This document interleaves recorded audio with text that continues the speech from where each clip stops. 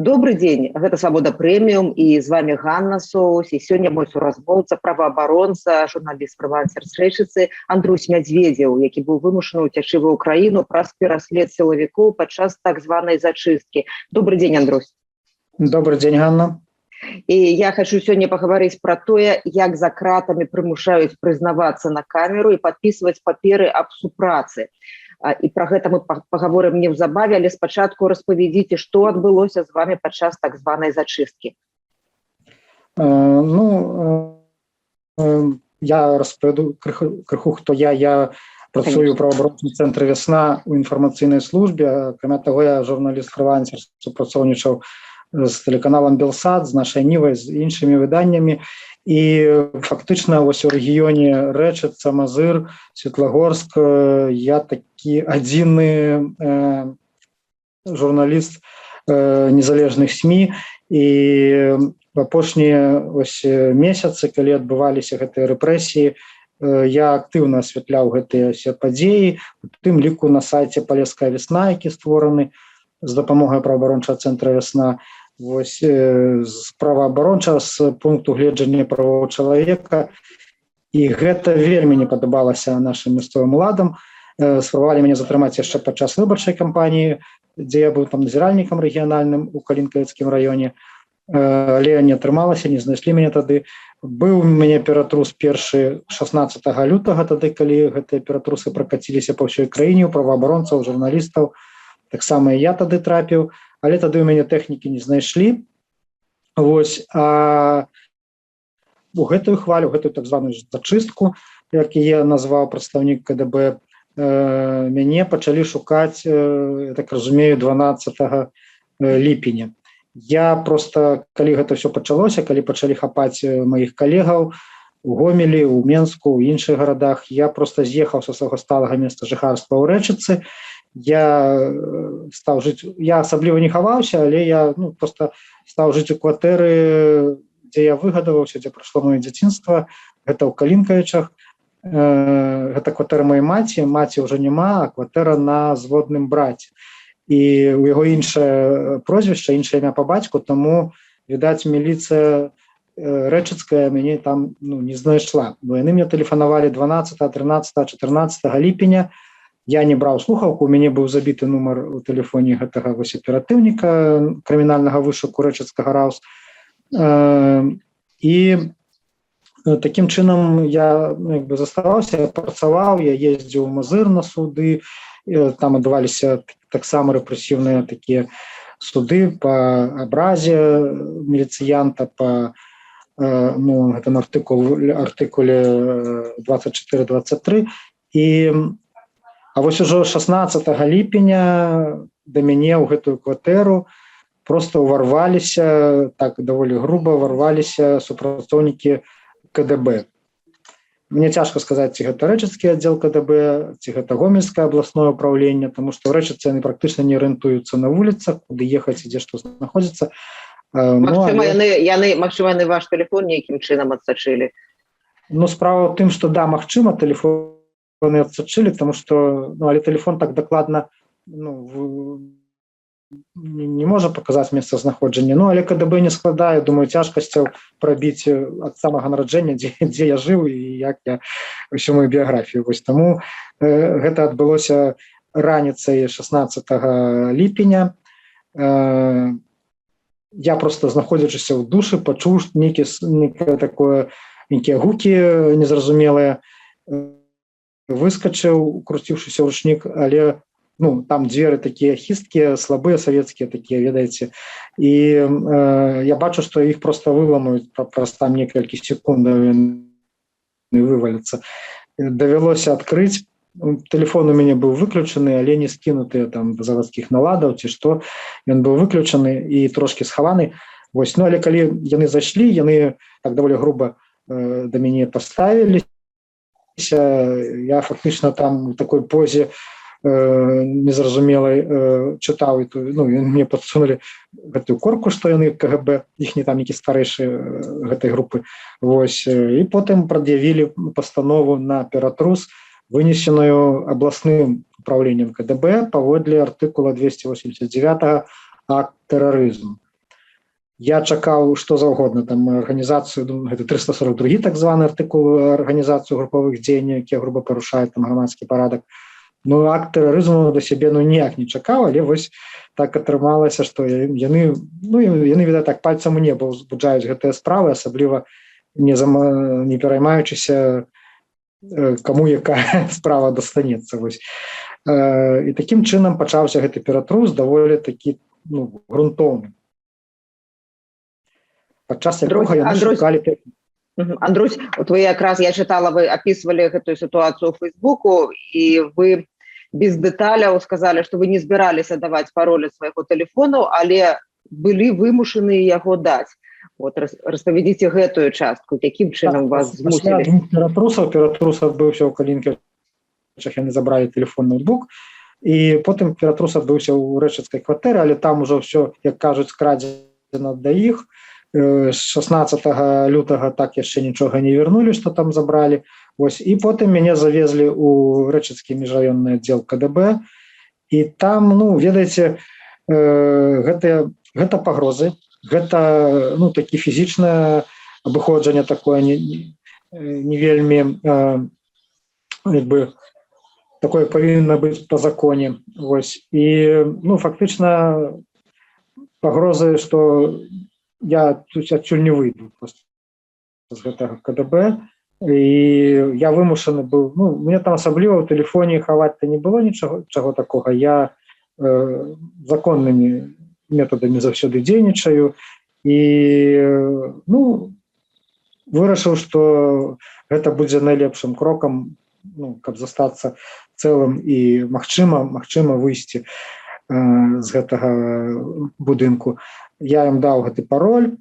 Вы кажете, Андрусь, вы кажете погрозы, что вы не выйдете. А могли бы больше просто передать слово, какие вам казали? Вот так памятаете? Литерально казали, что ты тут застанешься, мы тебе накируем там у СИЗА, сегодня не выйдешь и так далее. Кроме того, яны еще литерально на першых кроках, скажем так, калі толькі ўвайшоў, яны разыгралі такую сцену. Яны ў гэты час там раніцай затрымлівалі праваабаронцы кіраўніка рэчыцкай філіі «Вясны» Валера Пуціцкага, і яны пры мне такія: ну што, дзе там Валера, дадому пайшоў ці ў СІЗО паехаў? І іншы адказвае: пакуль СІЗО, на жаль, там. Але потым я даведаўся, што ўсё ж такі яго ўжо да таго часу выпусцілі, бо пакуль яны з'ездзілі ў Калінкавічы, пакуль ператрусы, гэта ўжо недзе ў раёне абеда было, а яго таксама самай раніцы яшчэ затрымалі раней за мяне. Гэтыя запужванні такія, плюс такое штурханне нейкае, каб адчуваў сябе такім прыніжаным нейкім і так далей. І такім чынам яны дамагліся ад мяне гэтага паролю, улезлі ў тэлефон. Там яны абсалютна нічога не знайшлі такога, за што можна нейкія крымінальныя справы на мяне ўзбуджаць, тым больш адносна тэракту. Там допыт быў адносна гэтых суполак ОГСБ і Буслы ляцяць, знакамітых, якія нібыта там збіралі радыкалаў нейкіх. Я на іх нават не быў падпісаны ніколі, яны іх там не знайшлі, але яны чыталі іншыя, казалі, што зараз, я разумею, што гэта былі застрашэнні, што, маўляў, за тое, што я падпісаны, напрыклад, на нехта, на «Моя краіна Беларусь», і іншыя такія прызнаныя экстрэмісцкімі так званыя каналы. Яны пагражалі, што за гэта яны ўжо маюць права мяне там зняволіць, і пачаць разбірацца, што я там пісаў, альбо штось такое іншае. У выніку зноў они там дапытвалі, потым мяне вадзілі да начальніка гэтага аддзела, потым зноў вадзілі, там 2 допыты было, і паміж імі гэтая сустрэча з начальнікам аддзела рэчыцкага КДБ, і які асабіста сам і вылучаў гэтыя пагрозы, што казаў: мяне рука не дрогне, зараз цябе адправіць. Прычым самае цікавае, не ў гомельскае СІЗО, а ў магілёўскае. Мне не зусім было зразумела, чаму, але такія пагрозы былі. и что там тебе посадят в некую камеру, где тебе там будут прасаваць и вось неяк там абыходзяцца вельмі так адпаведна, неадпаведна, скажем так, вось. І в той жа час ён жа ставіў такую умову, што калі вось ты запішаш гэтае відэа пакаяльнае, скажем так, то мы цябе адпусцім там адразу. Спачатку было вось гэтае відэа. Яны мяне прапанавалі, так мякка кажучы, гэтае відэа запісаць. Я падумаўшы, што мы ўсе напэўна ведаюць у Беларусі ўжо, як гэтае відэа і што яны значаць. Ён мне там нагаварыў, што трэба сказаць. Я вырашыў нават не перакладаць гэта на беларускую мову, хаця я звычайна па-беларуску гавару, але менавіта як знак тым, хто будзе гэтае відэа глядзець, хто мяне ведае, што гэта не мае словы, зразумела, і я блізка іх не падпісваюся пад імі, і не мае меркаванні. Адзінае, што я туды такая ўжо крышачку змяніў тое, што ён мне казаў, што я сказаў такую фразу, што трэба крытычна ставіцца да інфармацыі.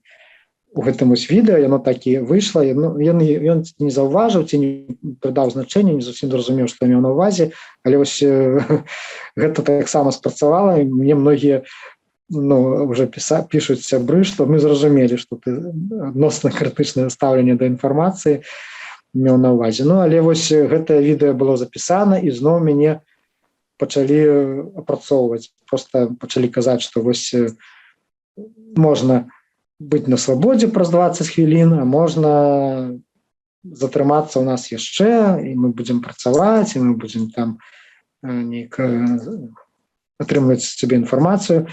І тады вось з'явілася гэта, раптам ён так прапануе падпісаць гэтую паперу аб тым, што я буду з імі супрацоўнічаць. Тут у мяне адразу з'явіліся гэтыя думкі, што трэба, мабыць, яе падпісваць, выпусціць, хаця б нейкі шанец, што я выйду на волю. Але я адразу вырашыў, што калі я выходжу на волю, то трэба адразу чакаць з краіны, бо якія іх там рычагі потым запатрабаваць гэтае супрацоўніцтва, выбачаюся, я не ведаю. І, магчыма, гэтыя рычагі былі б выкарыстаныя. Таму напісаў я тую паперу, мне там нават далі імя такое, ведаеце, Юстас, як у фільме пра Штырліца. Вельмі старая школа выглядае ў беларусках. Так, вось я літаральна сяджу там і думаю, вось як было тады, ведаеце, у 30-е, там, у 40-е, 50-е гады, як яны працавалі, абсалютна нічога не змянілася. Ім нават, нейкія новыя падручнікі не даюць, відаць, у гэтых установах, дзе яны рыхтуюць. Вось. І пасля таго, як я напісаў гэтую паперу, нешта яшчэ мяне завялі да гэтага аператыўніка, які допыты вёў.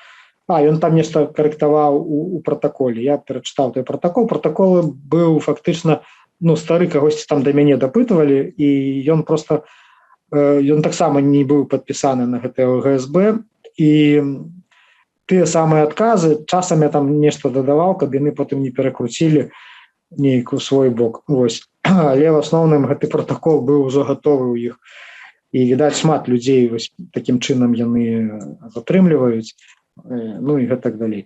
Акрамя таго, у іх застаўся мой ноутбук, які, праўда, зашыфраваны шыфравальнікам пад паролем, і яны чамусьці, яны забыліся на гэтай вось хвалі, што яны правялі такую ўдалую аперацыю, завербавалі сабе нейкага, так бы мовіць, агента. І яны забыліся пра ноутбук, і калі я адтуль выйшаў, я зразумеў, што, магчыма, яны зараз у іх дойдуць рукі да ноутбука, яны зноў мяне хапнуць, каб уже дамагчыся пароля ад ноутбука. Вось. І карацей, мне не заставалася нічога іншага, як пакінуць краіну, каб працягваць сваю дзейнасць, каб працягваць журналісцкую працу, менавіта па асвятленні рэгіянальных нашых падзеяў, таму што акрамя вось сайта нашага «Полесская весна» ў нашым рэгіёне не было і зараз няма нейкай альтэрнатыўнай дзяржаўным сродкам масавай інфармацыі, крыніцы інфармацыі. І калі б не праца вясноўцаў нашых і мяне на гэтым сайце, то мы б, напэўна, люди б не мелі інфармацыі пра тыя рэпрэсіі, пра тыя жудасныя факты катавання, які адбываліся ў Мазырскім Раус, напрыклад, летась у жніўні, якія, і тыя рэпрэсіі, які адбываюцца дагэтуль. Я хотела задать вам такое пытанне. Больш за год беларускае грамадства назірае гэтыя выбітыя прызнальныя відэо, якія пад ціскам робяць улады. Ніхто ім не верыць, все ведаюць, як яны робяцца, якім чынам, і як вы мяркуеце, каму яны патрэбныя насамрэч, так? Яны ж неэфектыўныя, бо, напрыклад, незалежныя СМІ нічога пра іх і не паведамляюць, і ніколі не рэтранслююць, і ў людзей даверу да гэтага няма.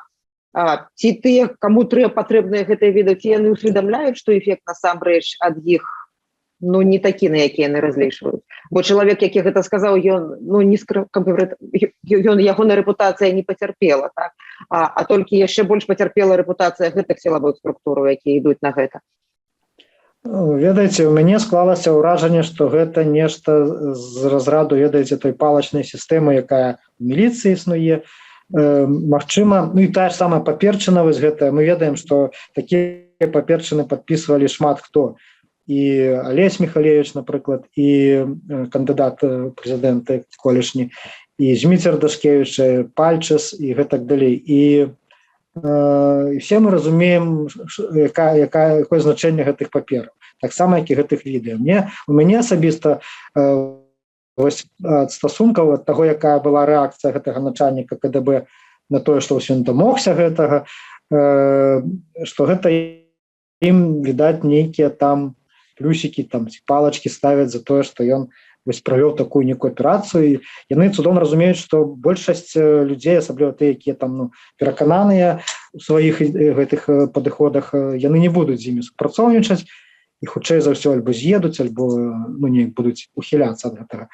Але з такім задавальненнем ён клаў гэтую паперчыну ў сваю там тэчку, быццам бы гэта ён так кропку ў сваёй нейкай аперацыі паставіць, штосьці такое. Мне здаецца, што гэта сапраўды, я кажу, што яны працуюць метадамі сярэдзіны мінулага стагоддзя, спецслужба такіх таталітарных рэжымаў, і ім здаецца, што калі яны завербавалі адтуль з іншага боку кагосьці, то яны правялі нейкую такую аперацыю, магчыма, ім там, я не ведаю, званне дадуць, ці што, ці прэмію нейкую за гэта. Магчыма, гэта нейкі паказчык у іхніх там планавых разумееце, так, гэтых паказчыках іхняй дзейнасці. Таму што сапраўды ніхто, все разумеюць, я ні ад каго не сустракаў, каб нехта на гэта адрэагаваў так адмоўна, што ты нарабіў, і все, цяпер там такога не было. Рэакцыі ад маіх знаёмых, ад калег і нават ад незнаёмых людзей. Гэта абсалютна неправільна, але ў беларускіх умовах выглядае, што магчыма запытаць, якая ваша парада ці рэкамендацыя тым, хто можа трапіць у падобную сітуацыю, як вы, каго могуць затрымаць спецслужбы. Ці сапраўды трэба, это такі спосаб падману, так, вы робіце сваё, я сваё, хутчэй выйсці на свабоду, зрабіць все, што яны хочуць, так, і выйсці, падмануць іх, так, такім чынам, ці трымацца до конца проста і трапляць пад катаванні. Мне здаецца, што трэба, канешне, глядзець па сітуацыі заўсёды, але калі ёсць шанец адтуль выйсці, і ёсць шанец патрапіць пад катаванні, застацца там надоўга, нават, магчыма, там палітыкам, якія хочуць вышэйшых дзяржаўных пасадаў, ёсць сэнс там супраціўляцца і так далей, ды то я не бачу гэтага сэнсу. Я ўсё ж такі даў бы параду, каб людзі захоўвалі сваё здароўе, сваё жыццё і сваю свабоду. І калі ёсць гэтыя магчымасці выкарыстоўваць іх, бо ўсе сёння ў нашым грамадстве цудоўна разумеюць гэтыя відэа, гэтыя паперкі, і наўрад ці для кагосьці будзе гэта нейкім шкодаю для рэпутацыі ці з чымсьці такім. Все ж таки свабода і здароўе даражэй за гэтыя нейкія віды ў цяперашніх умовах.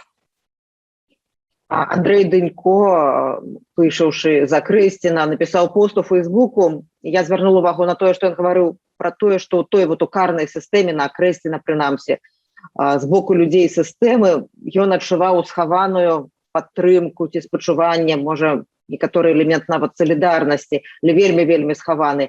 Ці нешта такое ў КДБ вы адчулі, ці там людзі іншай старой школы? Все ж таки у КДБ тыя людзі, з якімі я стасаваўся, тому што мы ехалі даволі доўгі час, там каля 1,5 гадзіны з Рэчыцы ў Калінкавічы, з Калінкавіча ў Рэчыцу, і размаўлялі з гэтымі людзьмі, размаўлялі так, на агульныя такія тэмы палітычныя, і мне не падаліся проста людзі з апрацаванымі мазгамі, ідэалагічна апрацаванымі, і яны шчыра вераць, што хацелі разбурыць краіну, што нам плоцяць, што мы там ворагі і гэтак далей. І што мы там фінансуем гэтыя пратэсты, што ўсіх асабіста мы, вясноўцы, журналісты, мы ледзьве не арганізуем, выводзім гэтыя тысячы людзей, выводзілі на плошчы, на вуліцы, гэта ж яны ж выходзілі па ўсіх гарадах, разумееце, не толькі ў Менску, і для іх гэта, як бы нават яны не падвяргаюць гэта ніякаму сумневу, што тое, што гэтая прапаганда паказвае, гэта не вялікія начальнікі, там нейкія аператыўнікі, якія прыехалі мяне затрымліваць. І яны сапраўды шчыра вераць. З міліцыяй я сутыкаўся яшчэ падчас выбарчай кампаніі і адразу пасля яе. Там людзі ёсць, якія падтрымліваюць, якія проста там нехта дапрацоўвае да пенсіі, нехта яшчэ нейкія там, у іх ёсць нагоды, каб працаваць на гэтую сістэму, але там ёсць падтрымка і ёсць разуменне шмат у каго. Нават, я бы сказаў, у большасці міліцыянтаў, прынамсі такога сярэдняга узроўню. А у КДБ я не адчуў ніякага разумення рэальнай сітуацыі і нейкай падтрымкі. Шмат ужо сядзіць за кратамі Тацяна Ласіца, рэчыцкая праваабаронца. Якая сітуацыя ў горадзе, як шмат людзей зняволена, як шмат людзей з'ехала? Ведаеце, у Рэчыцы на сённяшні дзень з Рэчыцы 4 палітвязні. З Мазыра там уже больш за 10, паўтара дзесяткі палітвязняў. Такой сітуацыі ніколі не было. Шмат палітвязняў Светлагорску. Ёсць палітвязні з такіх дробных гарадоў, як Ельск, Карма, Петрыкаў і гэтак далей. Разумееце, такой сітуацыі ніколі не было. І чым скончыцца гэтае зняволенне гэтых людзей, абсалютна невядома. Нават тая ж Тацяна Ласіца, што яны прыдумаюць? Яны, бачыце, яна ж ідзе па адной справе з Леонідам Судаленкам, вядомым гомельскім праваабаронцам, і яны прыдумляюць ім новыя артыкулы. І натуральна, што многія людзі ўцякаюць. Тут ва ўкраіне я ўжо сустрэў тым ліку рэчыцкіх людзей. Тут знаходзіцца актывістка каманды «Краіна для жыцця», якая была валантэркай, не валантэркай, а сябрам ініцыятыўнай групы Святланы Ціхановскай падчас выбараў, збірала подпісы ў Рэчыцкім раёне і ў Лоеўскім раёне за вылучэнне Святланы Ціхановскай. Яна таксама мусіла уцякаць яшчэ летась, перад выбарамі нават. І дагэтуль яна не можа вярнуцца дадому, гэтая дзяўчына. Таксама іншыя. І літаральна за мною у Беларусь уехалі ва Ўкраіну заехалі яшчэ 2 чалавекі з Рэчыцы, якіх пачалі настойліва шукаць органы, так бы мовіць, карныя гэтыя. Людзі уцякаюць. Зараз ва Ўкраіне гэта вялікая праблема. Сёння у Чарнігаўскім асвітным доме правоў чалавека пачынаецца праваабарончы фестываль украінскі, і першыя 2 дні, сёння і заўтра, будуць прысвечаныя менавіта рэпрэсіям у Беларусі. найперш рэпрэсіям праваабаронцаў і журналістаў, і ў тым ліку тым выклікам, тым праблемам, з якімі сутыкаюцца уцекачы з Беларусі ва Ўкраіне, і тым, як Украіна можа ім паспрыяць, неяк дапамагчы адаптавацца, легалізавацца і так далей. Ва ўсіх наших навакольных краінах, як мне здаецца, сітуацыю разумеюць і вельмі і стараюцца, як могуць дапамагаць. Я ведаю людзей з Рэчыцы таксама, якія зараз паехалі ў Грузію, там шукаюць прытулку. У самой Рэчыцы, ведаеце, вось у чатах, якія былі ў тэлеграмах, такія закрытыя чаты мясцовыя, там, ведаеце, гэта нагадвае сапраўды вось той 37-й год ці штосьці такое. Да тога прыйшлі, да гэтага прыйшлі, тога забралі, тога выпусцілі, тога забралі, разумееце? Вось вельмі цяжкая сітуацыя, но гэта, зрэшты, напэўна, па ўсёй Беларусі зараз такая сітуацыя. І у мяне да вас апошняе пытанне. Я так разумею, што вы будзеце і ўжо працягваеце сваю праваабарончую працу, вядзеце маніторынг парушэнняў, якія адбываюцца, бо у час інтэрнэту натуральна, што все гэтыя рэчы можна рабіць і дыстанцыйна, так? Так. Конечно, чаго я і з'ехаў, тому што ў Беларусі пасля таго, што адбылося 16 ліпеня, я ўжо просто не мог. Найменшы рух якісьці у гэтай дзейнасці, я зноў бы трапіў ці ў гэтую установу, ці ў якую іншую. Дыстанцыйна, конечно, гэта все магчыма. Я зноў вярнуўся ў чаты, падтрымліваю стасункі з тымі актывістамі, якія там яшчэ застаюцца, і просто з людзьмі, якія не ўдзельнічаюць асабліва ў актывізме, але спачуваюць і могуць паведаміць нейкую інфармацыю. Таму, конечно ж, я не збіраюся спыняць гэтую дзейнасць, прынамсі інфармацыйную дзейнасць, бо найперш я журналіст, і, конечно, праваабарончую дзейнасць, таму што часам даводзілася мне таксама складаць і скаргі, і нейкія выступы судовыя па адміністрацыйных справах, калі людзей каралі за рэалізацыю права на мірныя сходы, на выказванне меркавання. Все, напрыклад, напэўна, ведаюць гэтую історыю, калі чалавека спрабавалі засудзіць за тое, што ў яго у профілі в Аднакласніках былі фотаздымкі са святкавання стагоддзя БНР, якое адбывалася яшчэ ў 18 годзе, а на яго склалі протакол, што ён пікетаванне правёў вось зараз, увесну, у траўні. Вось і давялося абарону ягоную выбудоўваць, мне дапамагаць, і в выніку мы выйграць немагчыма, але суддзя адправіла хаця б гэтую справу на дапрацоўку, і так яна там і завісла. На жаль, зараз мы высветлілі, што гэтага чалавека звольнілі з працы. Такая вось дробная помслівасць, не атрымалася штраф там даць ці суткі, хаця б звольнілі з добрай працы. Ён працаваў у аб'яднанні Беларуснафта, прычым ён такі добры спецыяліст, вядомы, яго адмыслова калісьці запрашалі з Расіі, з расійскай фірмы, ён сам рэчыцкі, але з расійскай фірмы яго пераманілі, і зараз вось проста выкінулі толькі за гэта, што ў яго былі фотаздымкі, старыя прычым. І гэта дапамога, якую можна таксама ажыццяўляць дыстанцыйна праз інтэрнэт, дасылаць тэксты, нейкія парады і гэтак далей. Дзякуй вялікі. Гэта быў рэчыцкі праваабаронца і журналіст-фрылансер Андрусь Мядзведзеў. Дзякуй вялікі. Всяго вам найлепшага. Дзякуй вам. Всяго найлепшага. До побачення.